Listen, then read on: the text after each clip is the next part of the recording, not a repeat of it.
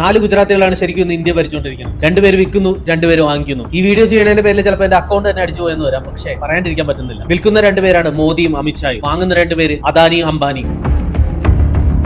ഗുജറാത്തികൾക്ക് പിന്നെ ബിസിനസ് അല്ലേ മെയിൻ. അത് നമ്മളിപ്പോൾ പ്രാക്ടിക്കലായിട്ട് കണ്ട് മനസ്സിലാക്കുന്നു. ഞാൻ കുറച്ച് ലോജിക്കൽ ആയിട്ടുള്ള കാര്യങ്ങൾ പറഞ്ഞുതരാം. ഇതിനകത്ത് ഒരു രാഷ്ട്രീയം കൊണ്ടുവരേണ്ട ആവശ്യമില്ല. ഞാൻ ആദ്യമേ തന്നെ പറയുവാണ്, ഞാൻ കോൺഗ്രസ് പാർട്ടിനെ സപ്പോർട്ട് ചെയ്യുന്നില്ല, ഞാൻ കമ്മ്യൂണിസ്റ്റ് പാർട്ടിനെ സപ്പോർട്ട് ചെയ്യുന്നില്ല, ഞാൻ BJP സപ്പോർട്ട് ചെയ്യുന്നില്ല. കാരണം ഒരു ആർമിക്കാരൻ എന്ന നിലയിൽ ഞാൻ ബോർഡറിൽ നിൽക്കുമ്പോഴും ഇപ്പോഴും നമ്മുടെ നാട്ടിലുള്ള ഓരോ ജനങ്ങളെ കുറിച്ച് ഞാൻ ചിന്തിക്കുന്നു. ശരിക്കും ഇപ്പൊ എന്താണ് നടന്നുകൊണ്ടിരിക്കുന്നത്? മോദിയും അമിത്ഷായും കൂടി പെട്രോളിയം, റെയിൽവേ ഇതുപോലെയുള്ള വകുപ്പുകളെല്ലാം അംബാനിക്ക് വിറ്റ്, എയർപോർട്ട്, സീപോർട്ട് അതായത് തുറമുഖങ്ങൾ ഇതെല്ലാം അദാനിക്കും വിറ്റ്. അങ്ങനെ ചെയ്യണോണ്ട് എന്താണ് പ്രശ്നം എന്ന് നിങ്ങൾ ചിലപ്പോൾ ചോദിക്കാം. പ്രശ്നമുണ്ട്. അതിനൊരു ഉദാഹരണം പറയണമെങ്കിൽ മുകുന്ദനുണ്ണി അസോസിയേറ്റ് എന്ന് പറഞ്ഞ സിനിമ നിങ്ങൾ കണ്ടിട്ടുണ്ടെങ്കിൽ അതിൽ ICUവിൽ കയറി വക്കാലത്ത് പിടിപ്പിക്കാൻ പറ്റുമെന്ന് പറയുമ്പോൾ മുകുന്ദനുണ്ണി ചെയ്യുന്ന ഒരു കാര്യമുണ്ട്. അവിടുത്തെ സെക്യൂരിറ്റി കോൺട്രാക്ട് തന്നെ അങ്ങോട്ട് എടുക്കുക. അതേപോലെ തന്നെ നമ്മുടെ ഇന്ത്യയിലോട്ട് എന്ത് കാര്യങ്ങൾ ഇമ്പോർട്ട് ചെയ്യാനാണെങ്കിലും, എന്ത് കാര്യങ്ങൾ എന്ന് ഞാൻ പറയുമ്പോൾ ലീഗലിനേക്കാൾ കൂടുതലായി ഇല്ലീഗൽ ഐറ്റംസ് ഇമ്പോർട്ട് ചെയ്യാനായിട്ട് ഒരാൾക്ക് വേണ്ട ഒരു കാര്യമാണ് തുറമുഖങ്ങൾ അല്ലെങ്കിൽ എയർപോർട്ട്. കാരണം തുറമുഖം ഗവൺമെന്റും നമ്മുടെ സ്വന്തമാണെങ്കിൽ പിന്നെ അവിടെ വരുന്നത് എന്താണെന്ന് ആരെയും ബോധിപ്പിക്കേണ്ട ആവശ്യം നമുക്കില്ല.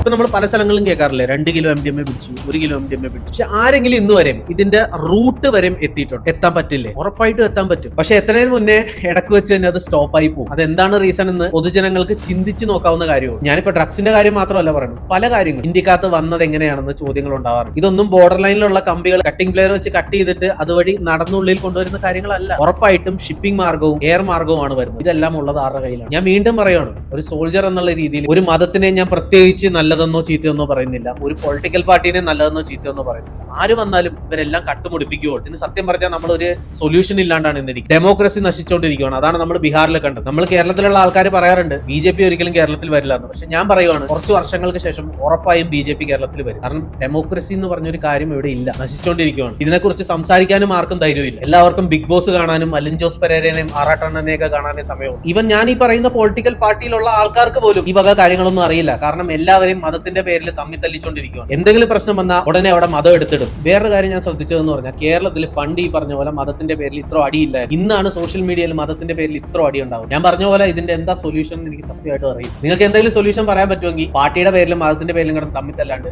എന്തെങ്കിലും സൊല്യൂഷൻ പറയും.